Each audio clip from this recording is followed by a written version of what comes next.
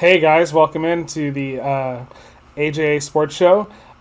We are like the Washington Wizards. One of us is going to do extremely well today, and then the rest of us will suck. You're going to have to watch us through to find out who that is. Joined as always on our magnificent shows are Jay and Andrew. What's going on, guys? What's going on? How we doing? Can we see the hat? Just making sure. You can see the hat. Drummond's back, babe. Drummond's here. Back to back. Yeah. Just making sure we can see the hat. No bias. Yeah, Jeannie Buss would dap you immediately with that hat on. She I don't know if you guys saw her little interview, but she called out the Brooklyn Nets and she said that the Lakers are not scared. So yeah, get me fired up for it, baby. Let's go. They added two guys in walkers, so we're not really nervous yet. You know what's so funny is I remember making such a point about the fact that Blake Griffin hadn't dunked in so long, and then his first field goal for Brooklyn was a dunk, just like a fly-by dunk. I was like, come on, man. He's a troll. Trash his athleticism every show for like 2 straight shows, and then the first thing he does is dunk. I'm like, come on, dude. Homeboy knew he had to try to come in with something like that. Otherwise, he'd even be more of a joke. He's watching the show. That's what happened. Absolutely, yeah. He has a burner account. He's low key been watching us. What's going on, Elizabeth? Thank you for tuning in. Lord Lizzie. Thank you for if you're catching this after the live stream. Thank you for watching as well. I love you guys. Well, no, I take that back. I don't love someone that I don't know. So get to know me a little bit better, and I might love you. I like you right now, and I might even like you. But yeah, that's my thumbs up. I'll say love. I'll go right for it. Yeah. Hit the thumbs I'll up. go for it. And the subscribe. I'll go for the love. I'll give you a little heart and everything. You know, just go ahead and hit the thumbs, and we're there. Right now, we're vying for the Russell Westbrook of this stream, so I might be a couple notches behind because I'm not selling out. But whatever. So today is we're just gonna hang out and talk some NBA basketball. That's kind of counterintuitive. We're gonna just be talking some basketball. We're gonna go over the MVP race. We're gonna go over some standings. Dabble into the ESPN power rankings and talk about some of the moves that each team made. Throw in some talk about awards because we kind of already talked about that on a few shows. We'll kind of share our our opinions there. See if anything has changed majorly. Something that hasn't changed majorly is Jokic for MVP, guys, #1. But we'll get into that in a little bit. I knew you'd be happy about that one. Actually, why wait a little bit? Let's pull up the screen now, and we'll see how well we can climb this ladder, so to speak. He's still number 1 in the MVP race, 5th in the West, still. Still 5th in the West. And still behind the Lakers. So for what it's worth, this is generated by some human or android human combo from the future that time traveled in. So not exactly sure who puts these lists together. All we know is that it is vaguely one person or maybe a couple of people's opinion. So we could take that with a grain of salt. But the number 1 guy here on this list is Nikola Jokic from the Denver Nuggets. You can look at his season stats. It's been pretty spectacular. Close to triple-double. To me, I keep saying Jokic for MVP. Had a Twitter conversation the other day with some Denver Nuggets fan, and he and I were just like the Spider-Man meme where we were just pointing at each other like, yeah, Jokic. So y'all were gushing over homeboy. I know. He's been good. He's been good. So he's got a couple new teammates. We'll go over that as well. But yeah, I mean, so far so good for the Nuggets. LeBron's injury is probably going to help him out quite a bit in this MVP race. Another year, LeBron might not win it because he didn't play enough games, and that'll be the reason that LeBron didn't win it. They'll find any reason. He took too many shots with his left hand this year. Just whatever reason they want to find, they'll find anything to not give it to him. No. Chalk Here's it a up. here's he's a gonna miss 4 It's to 6 egregious. weeks in a shortened season. It's kind of Right. hard to give it to him. Like I would hand it to him gladly with a smile on my face, but And Right. Lakers are 29th in offensive efficiencies in the 6 games he missed. 29th. That's pretty bad, I think. it's a nice stat to share. So we have Giannis Antetokounmpo from the Milwaukee Bucks next. Probably the most consistently statistically averaged player in the NBA. This guy will put up a little bit of in every category. He can shoot threes, rebounds, plays off the ball, on the ball. He can dunk. Yeah, so obviously spectacular player. Andrew's pick. He went up one spot in the rankings from last week. Yeah. Their record's still not better than the Lakers either. Just saying. Switched places with our next guy, Dame. Oh, wow. Dame is just a scoring machine, which is his bread and butter. And I mean, if you're that good at shooting the damn ball, then you better shoot the damn ball. So Dame went down a little bit. I'm not 100% sure. Did Portland lose a couple of games? Let's look real quick. Yeah. The Portland Trailblazers on a 3-game winning streak. So no, they haven't lost a couple of games. yeah, they've been good since CJ came back. They've been really good. And Nurk. Norm Powell trade. So maybe Norman Powell too. maybe Dame drops a little bit because CJ's back. So it kind of makes the team look like CJ's putting in more of a contribution than Dame is. But again, that's also really subjective. Look at his stats, look at the team overall success, and you have a really solid player there. Obviously, Damian Lillard is one of the most elite shooters in this game, and the guy is just cold-blooded. I mean, we got to number 3 and 3 guys whose teams have a worse record than the Lakers, and we still have not gotten to LeBron James. I mean, look at the disrespect. They don't even have a picture of him. I don't even have a picture of him. They're not even showing him. It's ridiculous. Here's Jay's pick for MVP, LeBron James of the Los Angeles Lakers. I mean, it's unbelievable. Grandpa's been putting it up. Just kidding. He's 36. Yeah. Couldn't tell. Looks like he's got another 5 years in the tank. Yeah, and that's kind of a little awkward that he's not in this shot. It's just a blatant disrespect, Ace. It's what it is. It's disgraceful, and I can't have it. I'm not going to have it. I'm not going to stand for it. So we have this thumbnail right here, and then the caption for the thumbnail I think is interesting. Shaq, Candace, and C-Web speak on LeBron's injury and who needs to step up for the Lakers. And you don't even see Shaq, Candace, and C-Web. I mean, I used to write captions for the newspaper, so usually the caption has something to do with the picture, so to speak. So it's a little odd that they chose that as the thumbnail. But moving on to number 5, I'm surprised he's still holding on to the 5 spot. Joel Embiid of the Philadelphia 76ers, having the breakout season, so to speak, for them. Scoring, playing monster defensively. So, he's putting in the work and it's showing, and the 76ers have been super successful this year.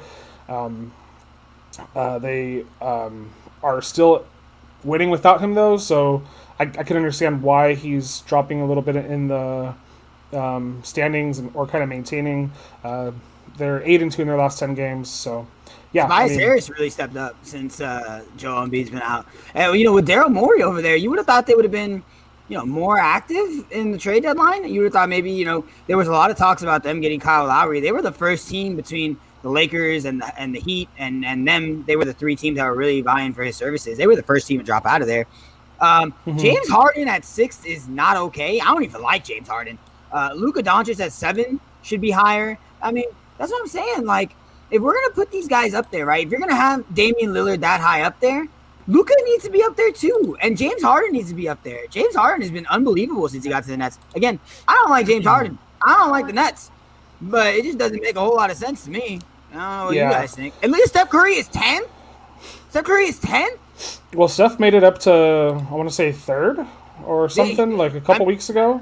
When we did it last, he missed he was 4 games, 6. so that had a little bit to do with it too. Look at what happened in the 4 games. And again, you guys know I'm not a big fan of Steph. And not that I'm not a big fan of him, but I think other guys would rather have. The NBA still has a hard-on for Chris Paul. Obviously the Phoenix Suns have been, pretty good this season. So Chris Paul's still in the Suns were going to be good. I mean, we talked about it before. They were 8-0 in the bubble. They missed the playoffs last season by a game, and Devin Booker should be higher than Chris Paul. I agree. Isn't that kind of wild though? Like they went into the bubble and they won every single game, and still didn't get to go to the playoffs. They didn't lose. Why did you let them go? Like they didn't lose a single flipping game, dude. They the Clippers on the buzzer beater. Like they beat I think they built Milwaukee too. Like, and then they got sent home after winning 8 games. They just showed up to have fun playing basketball, I guess. Like, well, then you can't get in. You know, like I mean, they needed a couple teams to lose, but I mean, yeah. Well, they'll just chalk it up to that virus, whatever. I guess, but yeah, I mean, if you're gonna have a separate tournament and you're, perfect, and that kind of blows chunks for sure. I mean, Luka's averaging. I don't know to keep hampering on Luka, but I just love me some Luka, and I like Dallas in general. They were one of my sleeper teams coming into the year, and I think if Kristaps didn't miss the early portion of the season, we knew he was going to miss sometime, but then he missed a little bit more after that. I think they're even higher in the standings. I think they might be ahead of Portland if that were the case. Luka's averaging 28.5, 9 assists, 8 rebounds. I mean, you know what I'm saying? Like shooting 48% from the field, shooting 37% from the 3-point line. Like that was a big thing about Luka when he first, his first 2 years, he was only shooting 32% his first season. He went down a little bit last season at 31%. He got that up to 37% this year. And, again, in the tough West, you can look at his team. His team's not very good either. I mean, the first guy that you mentioned is Kristaps. After that, the next guy is like Tim Hardaway Jr., who couldn't even stay on the roster with the dang Knicks. So, I mean, they're 7th right now. They're, 3.5 games behind Portland. I mean, it just doesn't make a lot of sense to me, man. I don't know. Some stuff, it just doesn't make sense to me. Well, I'm with you. We have George coming in here. What's up with Curry coming to LA, baby? Yeah, I saw that on the ESPN. Hey, LeBron. Nino, LeBron's in there doing it. They le GM. You know what I'm saying? Le GM.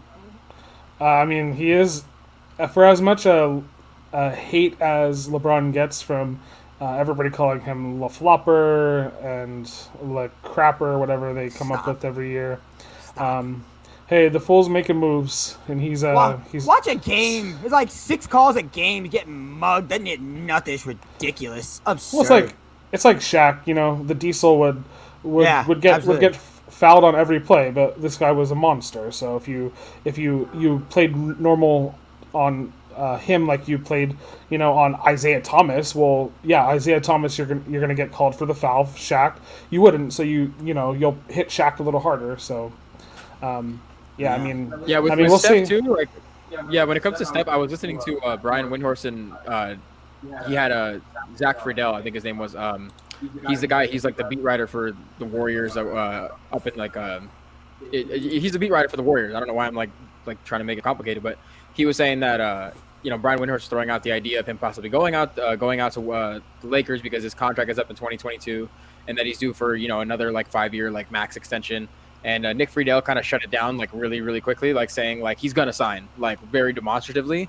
I don't know how much he is the guy around the team the most in terms of NBA circles and stuff, and guys who do cover the NBA. He's around them the most in that organization. So I don't know. Take that for what you will. Again, Brian Windhorst today also said not officially, and Jay and I were talking about it before we came on about Dennis Schroeder turning down a 4-year, $84 million deal. So again, all this stuff is kind of tongue in cheek and take it for what you will, but I don't know. I see Steph maybe come down south in California. That'd be absolutely phenomenal. I would love to see that. See him play with LeBron and then team up with Anthony Davis. I'll let Jay answer this one real quick, and then I'll put in another question to this.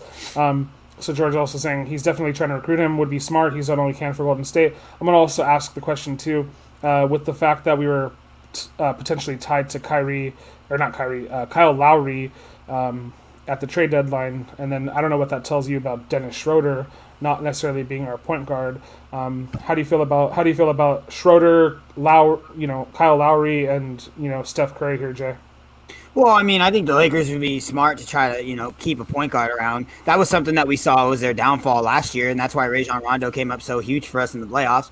You just need someone else to make some plays, every now and again. Give some alleviation off of LeBron James and Anthony Davis, and not have them go out there and have to do everything all the time. Andrew kind of mentioned before the show that there's already rumors that the Lakers want to keep Andre Drummond around long term. We talked about why Blake Griffin wasn't a great fit for the Lakers when he was first bought out. The reason why Andre Drummond is a great fit is because we all know, anybody who has been around the Anthony Davis saga here in LA the last few years knows he wants to play the 4. He doesn't want to play the 5. He'll play it when he has to, and he'll play it in spots. But Andre Drummond saw the opportunity to come right in, step in, be the starting center for the Los Angeles Lakers. I mean, obviously, we're a city that loves their bigs. I mean, look at our history. You know what I'm saying? We've always had great bigs.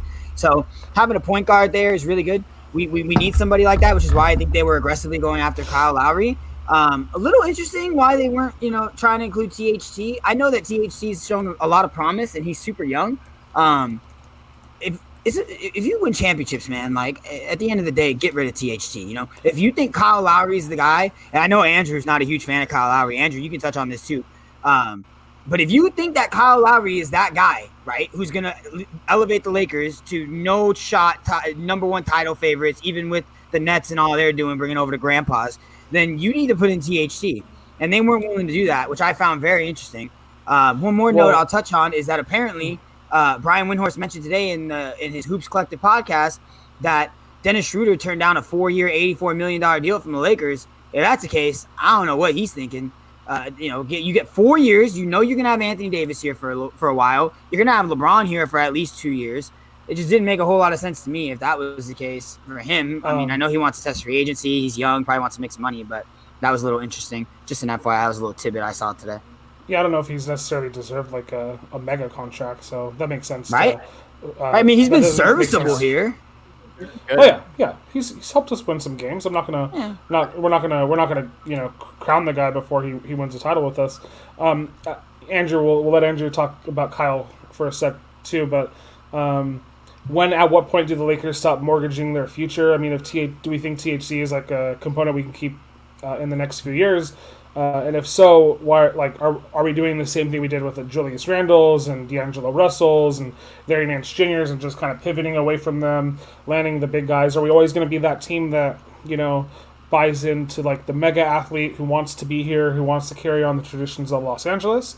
And I think that's kind of where the Lakers fall. But Andrew, what do you think about Lowry, and then what do you think about mortgaging our potential future? Yeah, I mean, I like Kyle Lowry. I mean, the thing I like about Schroeder is that he's done such a good job, and I think seeing how poorly our offense runs without like a solid point guard, and not to say that Kyle Lowry isn't, especially last year, and then Rondo stepped in and did his thing. Now seeing Schroeder come in and really fit the system well and be that kind of like tenacious like defender and like kind of ball hawk, I guess if you will say, on the court. And not just being able to facilitate the offense while LeBron is off the court and to alleviate pressure off of him. I just didn't like Kyle Lowry because I think Kyle Lowry is just a different player than Dennis Schroeder, and right now that's just kind of like the style of what we're doing. I wasn't really a fan of, and I know Kyle Lowry, he's a proven veteran. He's a 20 points per game, multiple season scorer in his NBA career. When he was playing with Toronto, they weren't doing very well, so I just didn't. I didn't want to see this chemistry, even though with LeBron being like on the pine, like be kind of like, I guess, just like you have to change it up a little bit, and then you'd be losing like a guy like, I know THT is not like a super impact guy, and I wouldn't, I would like to keep him around, but had they made the deal, I wouldn't have been super upset. But I just kind of like what Schroeder brings to the table right now, and I mean, again, it's hard to say like shoulda, coulda, woulda, but I just like what Schroeder does a lot, and I think that deal that he sort of reportedly turned down is more than enough money for him. He's a 15-point, 5-rebound, 5-assist guy. That's not worthy of more money, to be honest with you. Like that's plenty of money for you to be able to surround yourself with Anthony Davis and LeBron James, and then after LeBron's gone, to continue on with Anthony Davis. And I think we are kind of already landed the star now with the Lakers. They landed Anthony Davis, and they're just going to do whatever they can to build around him, and for as long as they have him on the roster. So Anthony Davis core, because LeBron will eventually leave. So maybe they're even considering maybe Anthony Davis doesn't love Dennis, and so maybe that's with the thought process there. Maybe they're just trying to line him up with someone that makes sense for him when LeBron does go. George is saying to bring Lonzo back. I can't. Jordan, you better stop it right now. Get out of here. I don't even. I mean, I was you a know, huge Lonzo fan. I don't even want him back. you know. So every you know, that little generation of players that I had mentioned, like, you know, with Kobe, post Kobe, have done okay away from the Lakers, you know, this season and last season. But I mean, you know, they grew up, they, you know, played like piss ants when they were here, and now they're, you know, their bodies are more developed, and so yeah, I mean, It's kind of something I've mentioned to Andrew before. Ace, we're the Lakers, man. Like we don't do that. You know what I'm saying? So like, I mean, look at it. Kobe, we went and got Kobe, right? We went and got Shaq. Like even look at farther down the road. Lou Alcindor wasn't a Laker. We went and got him. You know what I'm saying? You're the Lakers, bro. We're not Yeah, we Kobe. don't rebuild. We don't do that stuff. You know, we go, we get the big dogs, and we win championships. And that's what I'm saying. So if you think flipping Dennis Schroeder and THT could be a very nice player. Is there even a guarantee he gets close to what Kyle Lowry is? I mean, really, like I know he's shown some probably flashes not. here, right? Yeah. That's what I'm saying. So if Kyle Lowry, if like just hypothetically, right? If the Lakers brought in Kyle Lowry this year, I think the trade was going to be THT. It was going to be THT. Dennis Schroeder, and was it KCP? Am I mistaken with that? Yeah, it was KCP. Okay. And so then you do that. Your team is you're starting four. I don't know who you put as shooting guard. Who gives a rip? But Kyle Lowry, LeBron, AD, and Andre Drummond. You know, that's it right there. If you think Right. Kyle Lowry is it, yeah, right. I mean, because we've seen KCP. Like he can hit some shots, but he's very unreliable, very inconsistent. He's a good wing defender, but that started to deteriorate here now as he's getting a little older too. So that's all I'm saying. Like we're the Lakers. It's something that we've constantly done. We go out and sign it. I mean, shoot, Asa, you mentioned it before. Sometimes it doesn't work. Look at Gary Payton and Karl Malone. You know, sometimes it doesn't work. But when you're the Los Angeles Lakers, you can swing big because you're the freaking Los Angeles Lakers. And we can use that kind of as like a pivot point to. We'll talk about the standings right here, right now.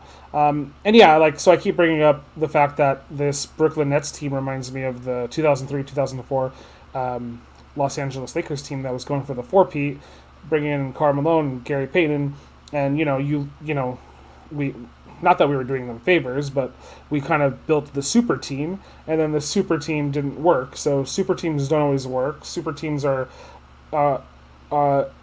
subjectively seem like they're always going to work, but LeBron beat, the trio out in Golden State.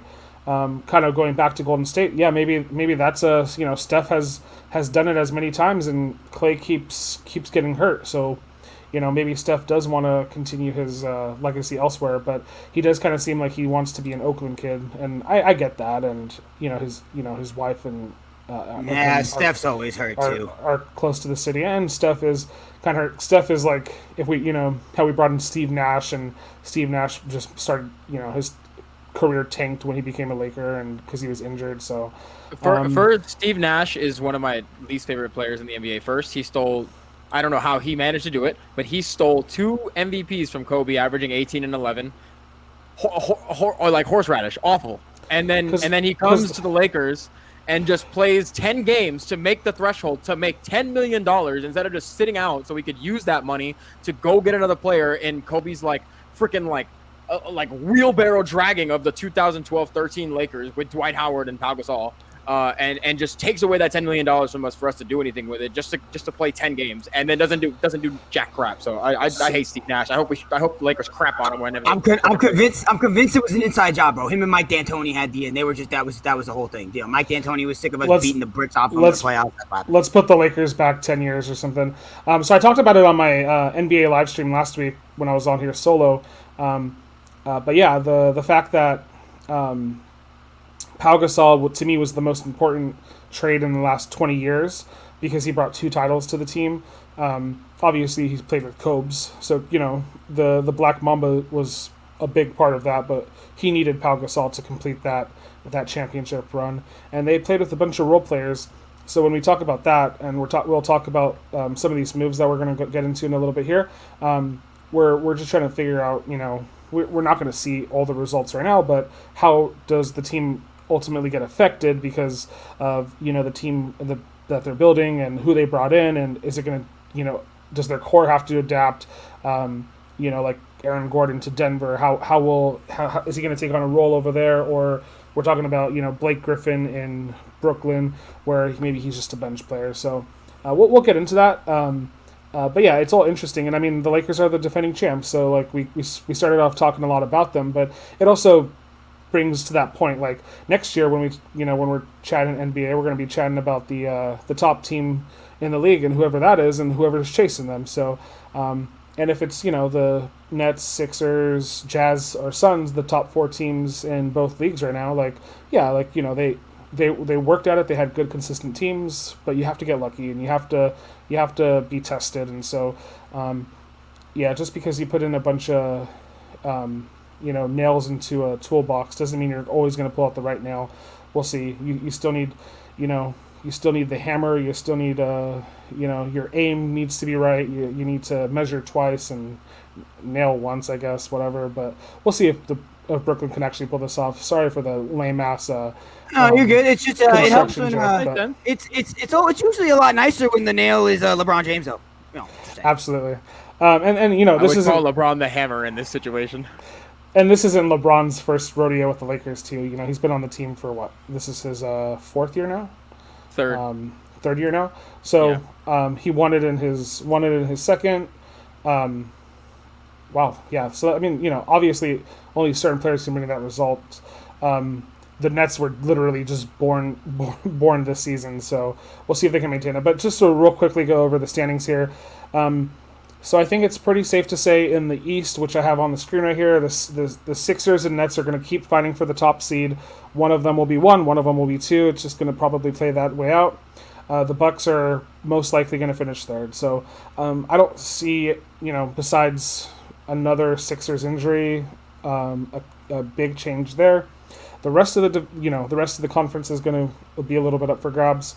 The difference between the Charlotte Hornets at 4, 8 games behind the 76ers, and the Chicago Bulls at 10, 12.5 games is only 4.5 games. So that's two wins by the Hornets and 2 wins by the Bulls and 2 losses by the Hornets, and they're right back neck and neck. So look at those Knicks, Ace. Look at them, 4 seed.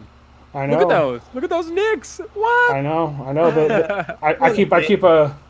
I mean, the Knicks. Yeah, the Knicks have a shot here. I mean, they'll be in the play-in game. They'll finish in the 9 or 10. Oh, you think they'll drop a little bit? Dude. I mean, ESPN BPI. I'm not. It's not me. Don't kill the messenger. I'm just saying, not me. ESPN BPI only gives the Knicks a 6% chance to make it in the top 8 seeds and not have to go into the play-in game. Okay, we'll see. We're not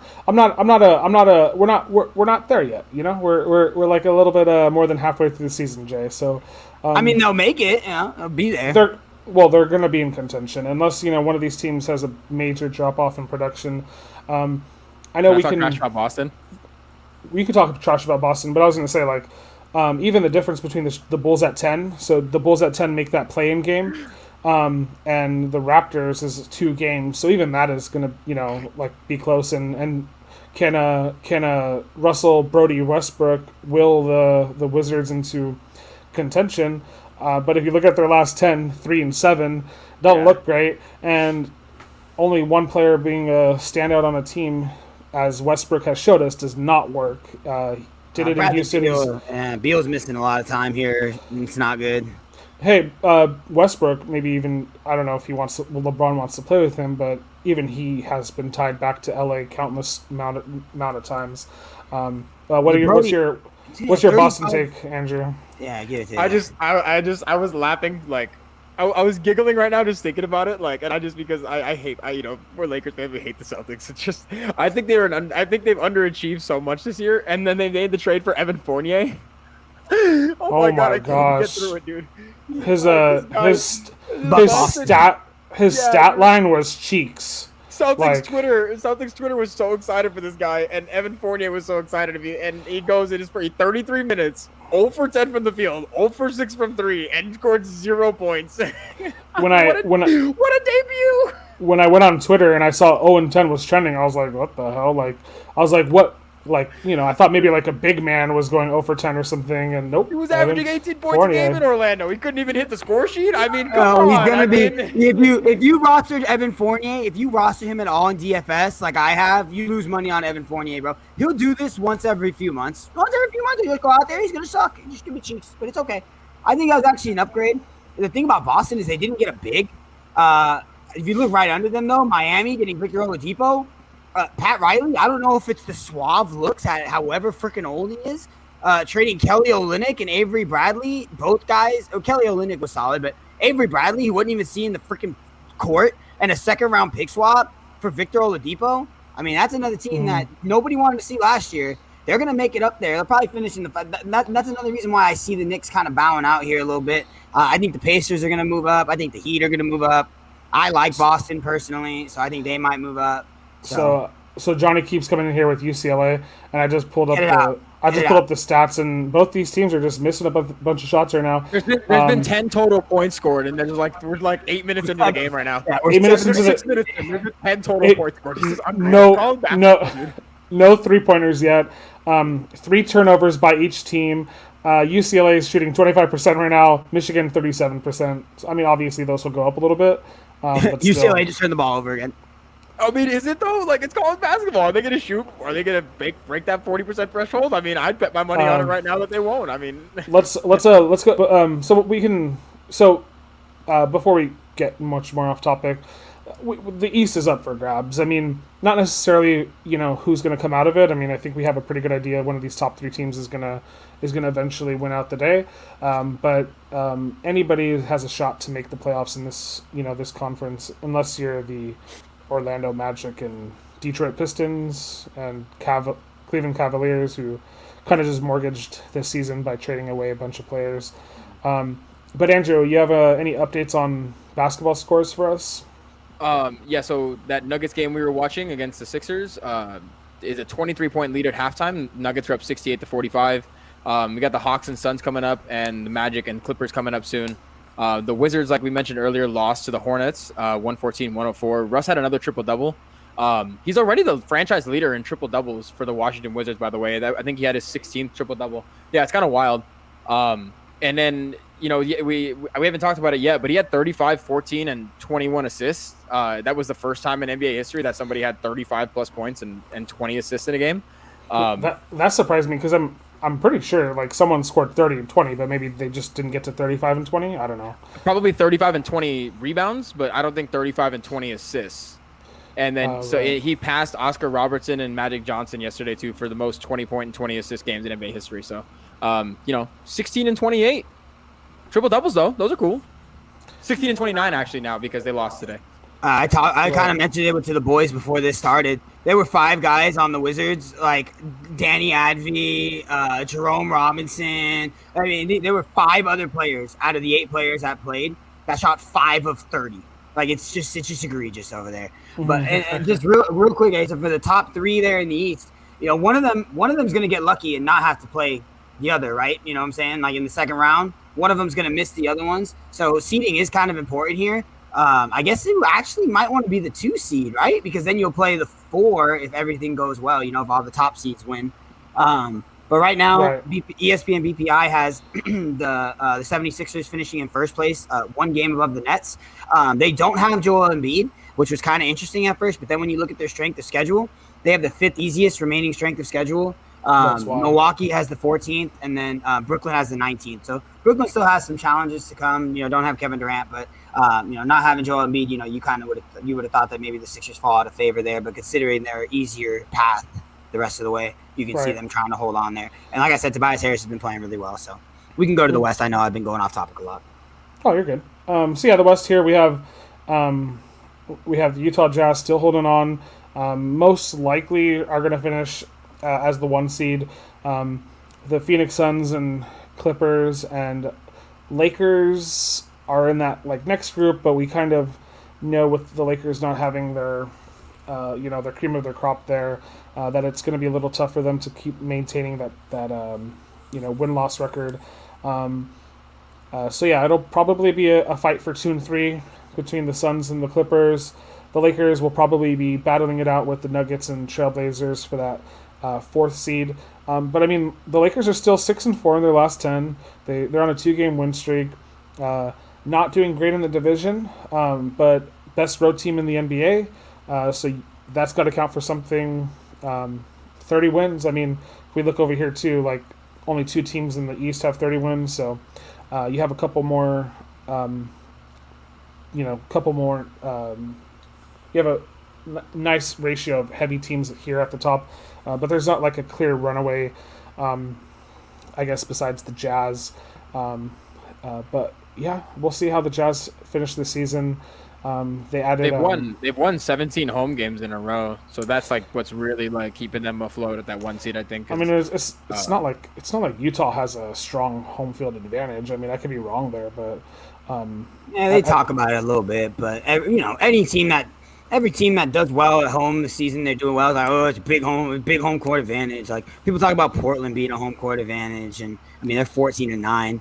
Yeah, it's just. Like you mentioned, Asa, it's the top 6 in the West, right, that are really like separating themselves as opposed to the top 3 in the East. Kind of a narrative we've been seeing for a little bit now, huh? The West is just always better than the East. I don't know if it's just players like playing on the West Coast better. East is cold. Nobody wants to travel over there. Time zones. I'm not trying to make a narrative or anything. I'm just being honest. I've watching basketball since I was a little kid, and the West seems like it's always like leaps and bounds better, like not even close. So the last 21 years, the Utah Jazz have only made it to the conference finals once. That was in 2006-2007 season where they lost to the Spurs. That was when the Spurs were on their dynasty run. The last 2 years, they've been knocked out in the first round by the Nuggets last year, the Rockets the year before that. The 2 years previous to that, they had made it to the second round, but were knocked out in the second round by the Rockets and the Warriors. So it's been pretty dry up there. I don't know if they had home field advantage in previous years. I know last year we were in the bubble. But not a lot of playoff history, obviously, there. We know what Malone and Stockton had to deal with. I mean, they made it to the finals back in like 97 and 96, but obviously have never sealed the deal there. So we'll see. I mean, I don't think a lot of teams below the Jazz are scared of the Jazz. Yeah, that's what I was about to say. Can I ask a quick question real quick? Right? Are you more nervous about the Jazz, Suns, and Clippers, or the Nuggets in Portland? I'll take playing the Clippers, the Suns, and the Jazz. Right? Isn't that Nuggets kind of crazy? Portland. I mean, the Jazz, you got to do it in the playoffs, right? The Clippers. I mean, I remember when we were talking about them the last 2 years. It was always about how much depth they had coming off the bench. They just traded Lou Williams for Rajon Rondo. They're starting Reggie Jackson. Luke Kennard gets big minutes. I mean, what's going on over there? I mean, if you look at Kawhi Leonard, his fourth quarter scoring averages and field goal percentage has been absolutely terrible this year. It's just kind of weird to me. I mean, I guess it's not weird because it's a regular season. It's all about volume. There's more games to be played.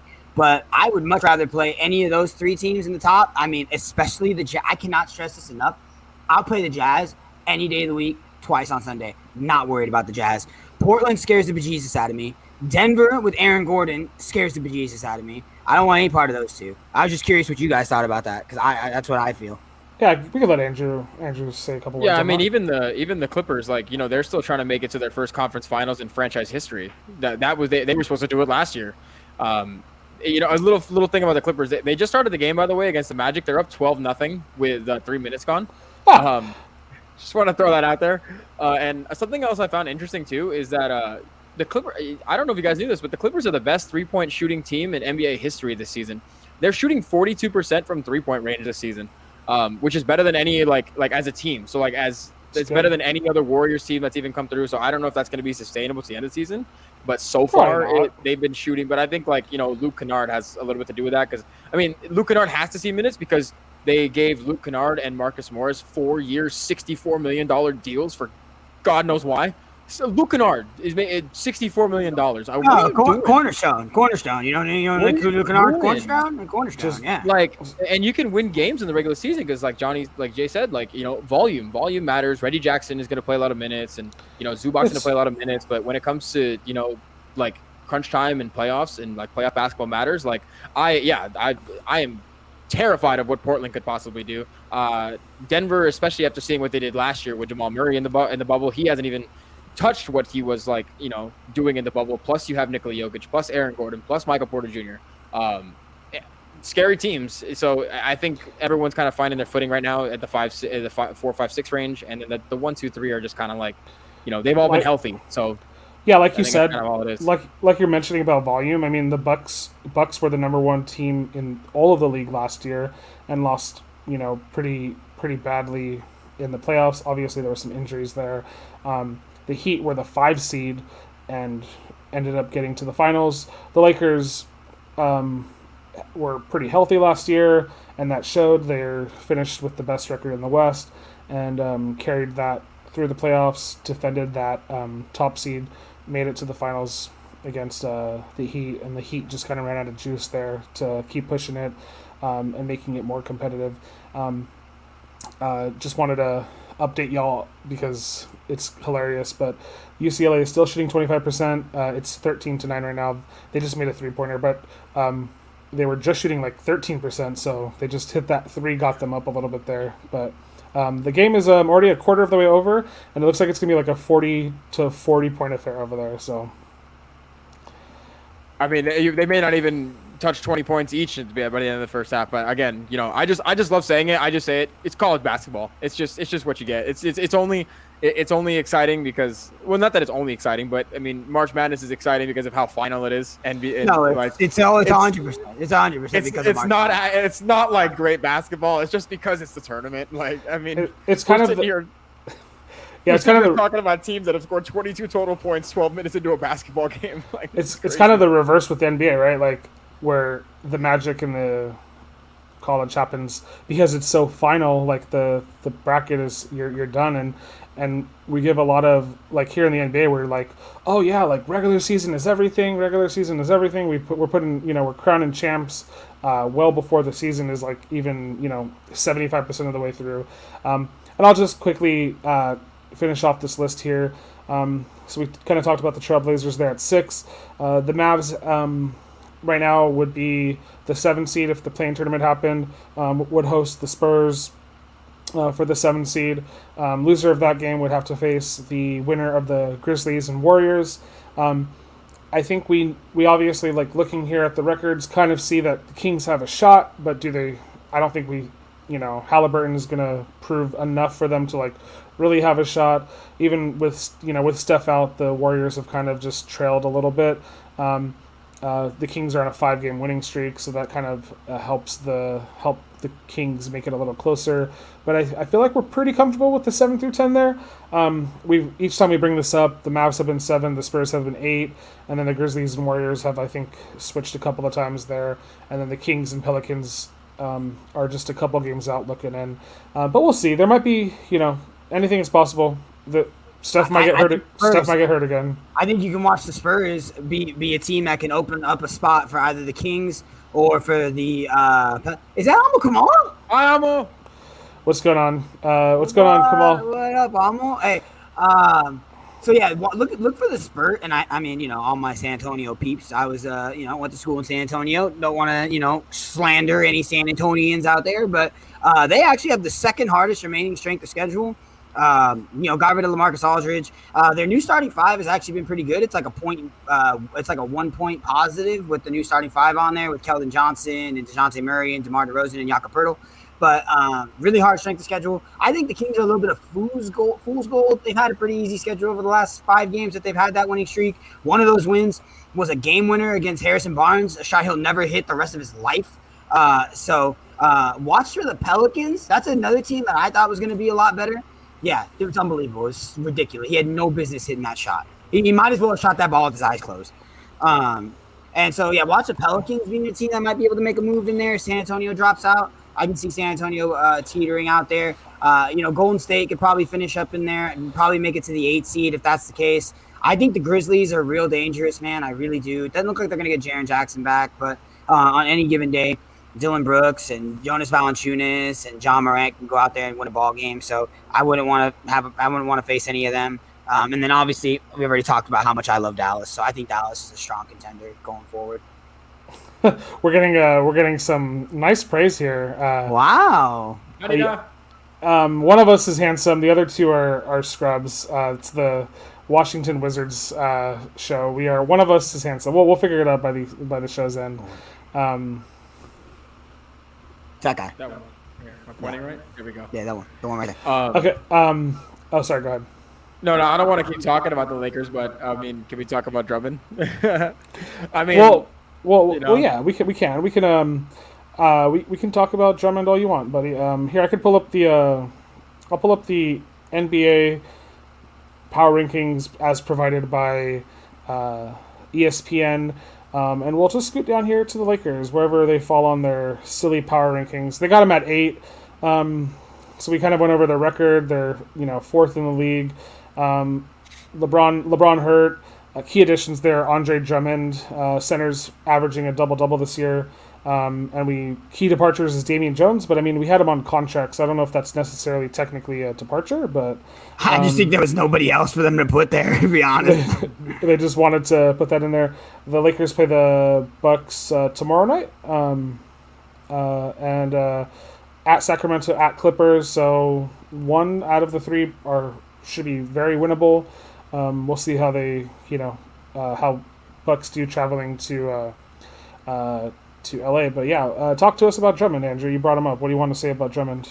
Yeah, he's going to start tomorrow against Milwaukee, replacing Marc Gasol in the starting lineup. Marc Gasol is going to stay on the team. People have mentioned maybe he'll be a buyout candidate, but he's going to stay on the team for depth purposes. It still leaves the Lakers we still have another extra roster spot to fill. I don't know what or if they're going to do anything with it. Avery Bradley. Dude, if Avery Bradley can get bought out from the Rockets and wants to do have a little renaissance, come back to the Lakers and run it back for a title that he didn't get a chance to do last year, come on down, baby. Because I mean that 3-and-D wing is what they're gonna be looking for. Drummond is give him the stats, Give him the stats. He's only 27. In comparison, LaMarcus Aldridge and Blake Griffin are both over 30. Aldridge is going to turn 36 this offseason. And Drummond's only 27 and played in 25 games this year. He's averaging Cleveland just shut him down for whatever reason, just because they traded for Jared Allen and they'd rather have Jared Allen running out there, and they don't. Drummond's on a bad contract and they don't really know what to do with him, so they bought him out. But he's averaging 17.5, 13.5, and 2.5. Shooting 48% from the field and averaging a block and 1.5 steals a game. And over the last 4 seasons, he's led all centers in the NBA in steals, and has been probably the most productive offensive rebounder right here. He's led the league in offensive rebounds for 7 seasons in a row. So literally exactly what the Lakers are looking for. I would have been more terrified of the Nets had they landed him in some way or form. But getting Drummond for the Lakers over here is just, and then he has the highest rebound percentage in NBA history at 24.6%. So when he's on the floor, he grabs a quarter of all the rebounds. So every 4 rebounds, he's coming down with 1 while he's on the floor. It's the highest of all. Lakers are a very engine oriented team. They like to get momentum. They like to play hard to the ball. So I think that fits in well. And I think he was probably the best buyout option out there. The Nets scooped up the below average guys, and I think the Lakers picked up the above average one, and that's just like you said, stats don't lie, right? I mean, 25% offensive rebound rate, dude, that's incredible. He also led the NBA. Led the NBA in second chance points 5 times since he's been in the league. 4-time rebounding leader, 7 straight seasons in the top 2 for rebounds. It's literally exactly what the Lakers needed, which is why, we talked about it the other day. The Blake Griffin thing didn't make sense. LaMarcus Aldridge coming wouldn't make sense. Neither of those guys protect the rim anymore, if they did really at all in their NBA career. That's exactly what Andre Drummond does. He's already talked about it. He wants to dominate the paint, put a stranglehold on the paint. And it was like music to my ears when he came in and he was like, yeah, I'm just here to win. Yeah, you thought I'm right, you're here to win. Came in the right place to get some W's. Come on in here, play some defense, get some rebounds, outlet the ball. Let's get this moving and grooving, baby. This is run it back season. You know what I'm saying? Little chumps over here. Utah Jazz #1. Bunch of bums. Talk about So we're not going to put a ton of credence into the power rankings just because we all kind of know they mean something to us at the moment, but they don't. Just because you're the number one team does not make you the best team in the league. The Milwaukee Bucks showed us that last year. It's proven time and time again. I'll just start going through a couple of these guys, and if you guys want to mention anything about that team, let me know. So the Utah Jazz, number one here. Look at that cake schedule. I wanted to just point that out while we're here. Cleveland, Memphis, Chicago, Orlando. So that's probably going to be another 4 automatic wins for them. The other teams are going to have to, be lucky to keep up to the pace with the Jazz. But all you have to say about the Jazz is do it in the playoffs. Move it on. Just do it in the playoffs. Don't talk about it. we kind of talked a lot about the Nets so far, but they're here at number 2. Key additions, Griffin and Aldridge. We'll see what they produce for that team. Harden is emerging as, he was already an MVP candidate to begin with this season, but he's getting the talks now. I'm sure we'll see him next week inside the top 5 of the Kia ladder. They'll probably bump Dame out at some point. LeBron too will probably be out of it because Embiid's going to come back probably pretty soon, at least in a week. But LeBron will probably bump out just because he's going to be out 4 to 6 weeks. So there should never be it should never be an MVP ladder without him. I don't care if he misses half the season. I don't care. Real quick, he's the best rebounding big in the game, best pickup without giving anything up. We still need a wing player that can shoot. You had just mentioned that too. So kudos for George having the same thought as us. But it's true. Role players is what ultimately wins is going to win it out for the Lakers. So as long as whoever's on this team play your role, that's what will beat this stacked up Brooklyn Nets team. So we got 76ers here at 3. They added George Hill, solid point guard for them. He was injured, if I remember correctly. So, he's coming in probably a little rusty. They've been without Embiid. They've still maintained the number 2 spot in the conference. The number 1 record in that conference. So, good on them. But you see Jordan. I'm laughing about Jordan's comment too. F Harden and the Nets. Griffin is garbage. Don't even talk about that fool. I could just imagine it in his voice right now. I completely agree. We'll get George on here one time. Yo, just something real quick about the Sixers. For some reason, I don't know if it's the lighting in LA, big lights, you know what I'm saying? Dudes can't shoot here, dog. I don't know why. Dan Green was shooting like 41% from the three-point line the year before he got to LA. Comes to LA, shoots 32%. Now he's back in Philly, homeboy shooting like 41% again. And he torched us the other day. I mean, if you watch the game the other day, we were in it, and then all of a sudden, Danny Green decided to start hitting he went 28 points. He hit 8 threes. It's ridiculous. I don't know if it's just bright lights, la la land, you know what I'm saying? A little more pressure, you know what I'm saying? Danny Green can't handle it. Interesting. That's all I'm saying. Interesting. One last note on the 76ers here. Look at that cake schedule. Besides the Nuggets, whom they're losing to tonight, Cleveland, Minnesota, Memphis. So couple easy-ish wins there potentially. The Phoenix Suns. Ace, I hate to go off topic again. I'm so sorry. I hate to go off topic again, but just because you mentioned Minnesota real quick, I love my boy D'Lo. You want to talk about bringing back a point guard? Bring back D'Lo, okay? They're already talking about this offseason, Minnesota looking to unload possibly Karl Anthony Towns and D'Lo. You know what it is, baby. You know what it is. I remember when we drafted D'Lo, hype, baby. You should have been to Cass's household. We were loving it, dog. And then homeboy had to go ahead and do some stupid little immature stuff, get his arsenal traded away, okay? I take D'Lo back. D'Lo gonna average 25 points in this league, easy, every year, easy. I still blame Nick Young for that. I still think it was his fault. It's for Iggy Azalea, bro. Like, get over it, dog. Like, we can move on. I'm sorry. I know I keep stopping for some random stuff, but just no, you're good. I'm with you. D'Angelo Russell would probably love to come back. I would assume. I mean, I don't know if he's a young kids get in their heads though a little bit. So I don't know if he's too much in his feelings about leaving the team. He'd be a great fit. Yeah, just tell LeBron to go talk to homeboy. Clippers here, 3rd in the West, 5 on the standings here. Added in Rondo. Playoff Rondo is a thing. We're talking about that for a couple of days now. Lost Lou Williams to get Rondo. So I mean, obviously, they wanted the high IQ veteran player who just won a ring last year for a Los Angeles team, hoping that he can bring that magic for helping out Kawhi and helping out Paul George. Kind of dumb. Ace, I'll give you $5. You get that name right there, buddy. Come on. Mafundo Kabogangoli. You could be absolutely right. I have no idea. I don't even know who that dude is. I have no idea. We are just going to go on to the next team. The Bucks, number 6 here. Key additions: Tucker. Jeff Teague is a buyout that they just picked up. Rodians, Kirk. Oh, I'm done. Karooks. Torrey Craig, who we just talked about. DJ Augustine and DJ Wilson. So the Bucks, adding in the veteran Teague there.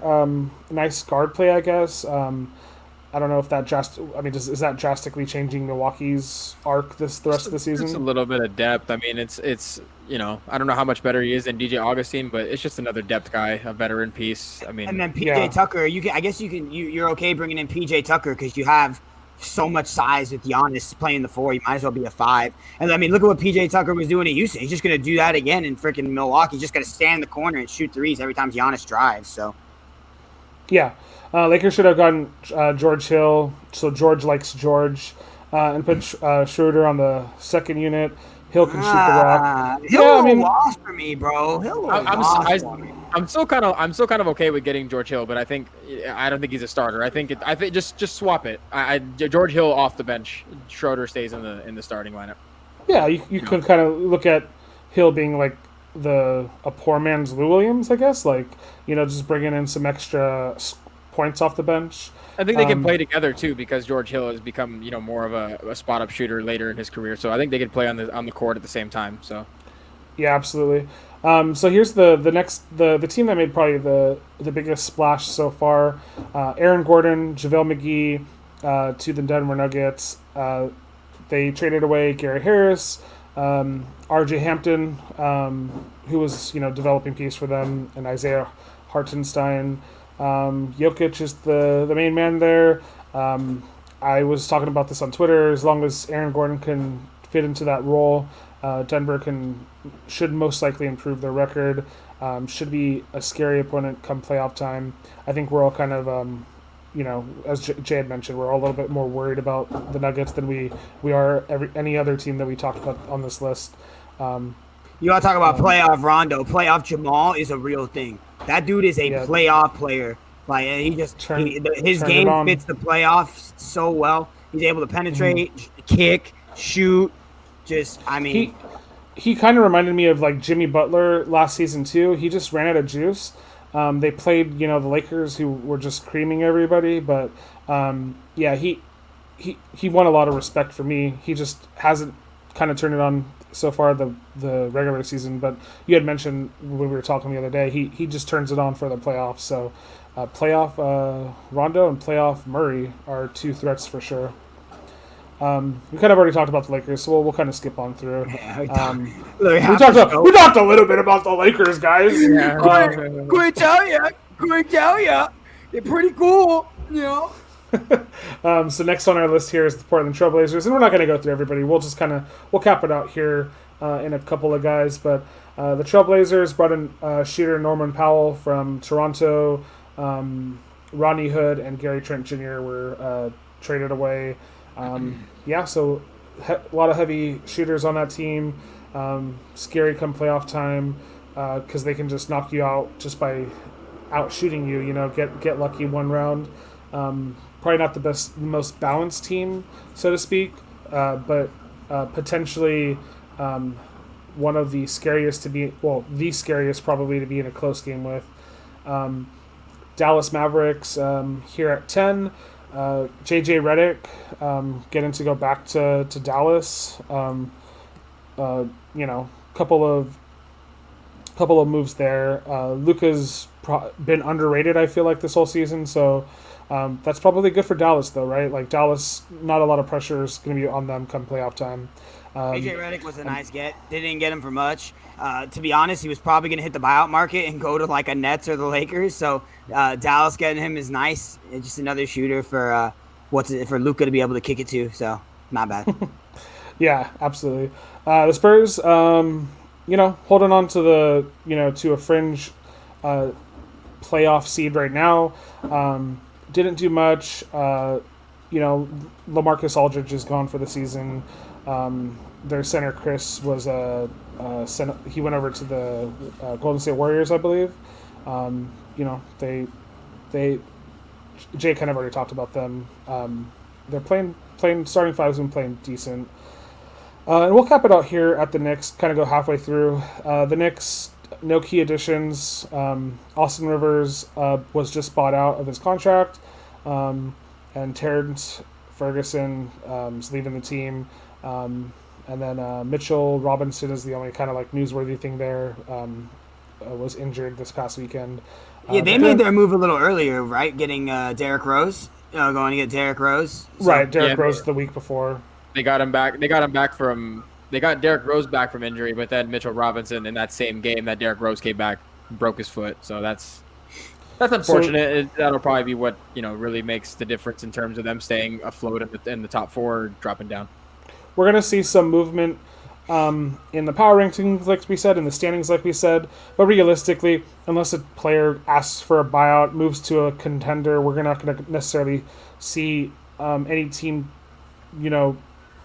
exceed our expectations as of right now. But we'll kind of, we'll obviously keep talking about that as it happens. We'll keep bringing that up and keep sharing it. Pretty weekly. We have an NBA show here. Just real quick, we'll breeze through these. Defensive Player of the Year. Right now, I believe this is the Kia ladder, right, Andrew? Yeah. Gobert, Turner, Simmons, McConnell, and Giannis. From what it kind of seems like, Gobert seems like he's going to win this. Embiid was in talks for Defensive Player of the Year. We all like LeBron because his wins per game percentage is like the highest in the league. But that's an underrated next gen stat that doesn't get looked into too much. You guys don't see Turner, or you don't see Gobert losing it this year, right? I mean, I would like to see Ben Simmons get a little more love. What do you say? He was third right now? Mm-hmm. Yeah, he's third. I mean, he's literally the only. We talk about this a lot, like being able to guard 1 through 5. He's literally the only person who can literally guard 1 through 5. He'll guard your center. Dude's 6'9", 6'10", or he'll guard your point guard, and he'll lock anybody down. So yeah, he's a younger Aaron Gordon. Aaron Gordon used to do that too. Yeah, he's even bigger than Aaron Gordon. Yeah, Aaron Gordon would probably top out at the power forward, though not necessarily cover the center a lot. Right on. I would like to see Simmons win it, just because I don't think the 76ers are going to win it all this year. So I don't like the Jazz. That's another reason. We're talking crap about the 1 seeds, and then we'll briefly talk about Rookie of the Year. So LaMelo Ball out for the season, right? Kind of, and he was starting, so it kind of gets him out of the talks there. Edwards out of Minnesota has been catapulting up this list just because of scoring, I guess, so to say, and then Tyrese Halliburton from Sacramento and Emmanuel Quickley from New York. Quickley doesn't play enough minutes, I don't think, for him to win this. I liked Halliburton when we talked about this like a couple of weeks ago. I can see Halliburton winning it now, though, but we'll see. I mean, Edwards kind of got the flavor of the week last week, I feel like, so I think that's why he kind of catapulted up there. Am I wrong on that? And who do you guys think is going to pull that off as from this week? Yeah, I don't know how much Halliburton is going to be able to, elevate himself above Anthony Edwards. Anthony Edwards is just playing, too much basketball right now and seeing too much floor time to probably not continue to win the award. So, what if he starts? What if he elevates into a starting role? Is that potentially going to happen? You talking about Anthony Edwards? Yeah.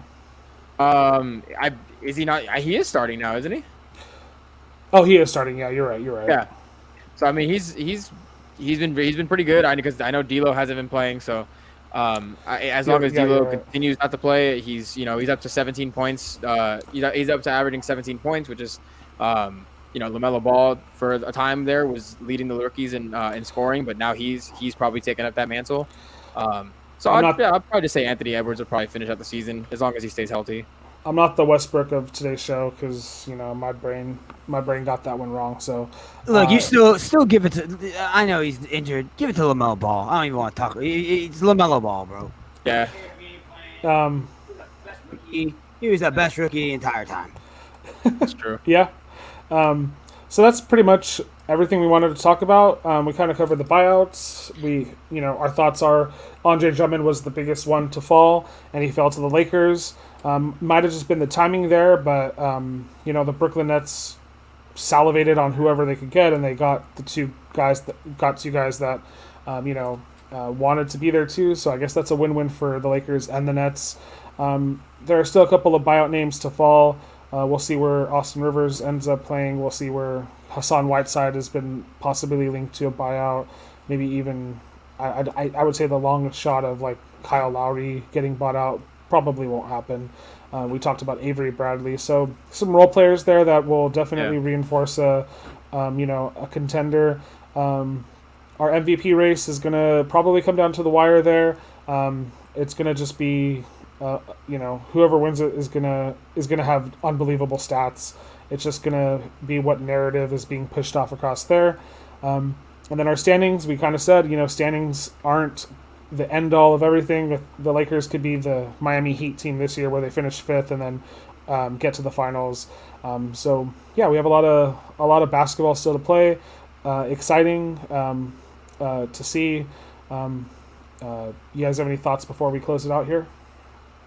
No, just keep an eye on Avery Bradley. That's a good one to keep. Like I said, that's probably the most prominent buyout guy that's going to be happening next. Like you said, a lot of basketball left to play. Should be the East is going to probably be swapping, between the 4 to 10 range more than the West will. So should be interesting. And we'll see how far the Lakers fall with however long Anthony Davis. He's going to be reevaluated in 2 weeks. So we'll see when he comes back to be able to play alongside Drummond and then shoulder the load until LeBron gets back on the floor in about 4 to 6 weeks. So. Right, and now it might even just be 3 to 5 weeks. Yeah, Jay, you got anything, bud? Go Lakers. That's about it. Okay. No bias. Perfect. Surprise. Thanks for tuning in. Thanks for watching this. In playback, if you caught us after the live stream, we had like 7 or 8 people in here pretty consistently throughout the show. Even though most of our supporters are our family, we still appreciate each and every one of you. Pass it along. AJ Sports Show. We cover NBA, NFL. We cover fantasy. We talk a little bit about everything that are big in the sports world. If you want to support us, just subscribe and keep watching our videos and retweet us and interact with us. There's 3 of us, so that's 3 chances for you to get a response, and a couple of us are tied to our phones most of the day as we sit in our COVID-19 bubbles. So thanks for tuning in, guys. That'll be it for us today. Have a great night, and go Lakers. Yes. Bye.